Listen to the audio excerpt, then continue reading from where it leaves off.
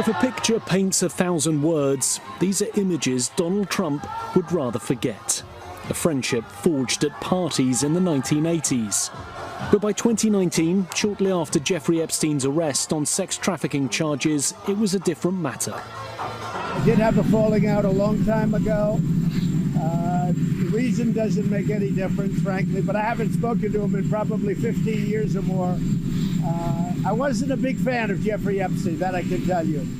Weeks later, after Epstein was found dead in his jail cell, Trump urged full transparency. I want a full investigation, and that's what I absolutely am demanding. He suggested then, and throughout Joe Biden's presidency, that Epstein's death was a cover-up and demanded answers. But now, back in the White House, he's backing off, releasing files related to the late financier, much to the displeasure of his MAGA base. Surveys show more than a third of Republicans now disapprove of the president's handling of the issue, while 90% of all Americans think the president should release all of the information relating to Epstein. Nathaniel Burkhead is Associate Professor of Political Science at Kansas State University. I think that this, frankly, might be the single biggest issue that drives a wedge between the president and many of his supporters. He's really put himself in a tough spot where he has to deliver the goods for his supporters, or alternatively, convince his supporters that this wasn't a story at all. And that's easier said than done. For years, the president helped promote and stoke those conspiracy theories. He promised that he would demolish the deep state. But now his base have turned on him, blaming him for being part of that supposed cover-up. The Justice Department says there is no client list of the rich and famous who participated in Epstein's trafficking of underage girls, and has ruled out releasing more files. Are people still talking about this guy, this creep? With his base increasingly alienated, the president has tried to distract and turn attention away from Epstein, pushing unfounded claims that President Barack Obama committed treason by trying to rig the 2016 election. Then, suddenly, an unexpected lifeline.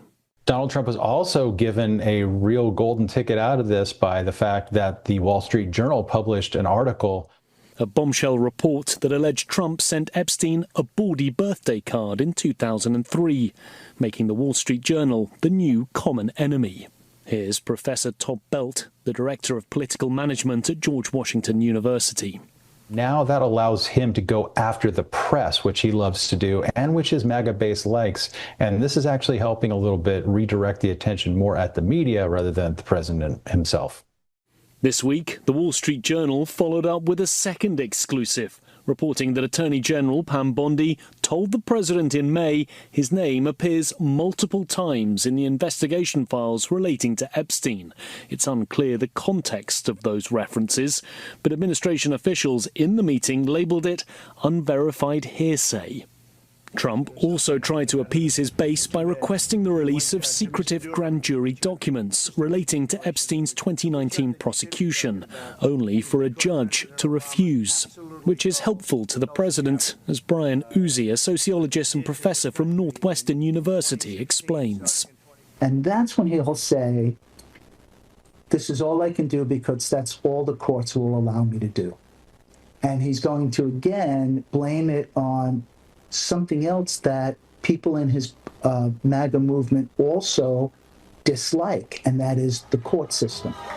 Trump is battling his own base, trying to extinguish the very conspiracy theories he spent years stoking, and doing everything to distance himself from a man he once called his friend. Nick Harper, CNA, Washington.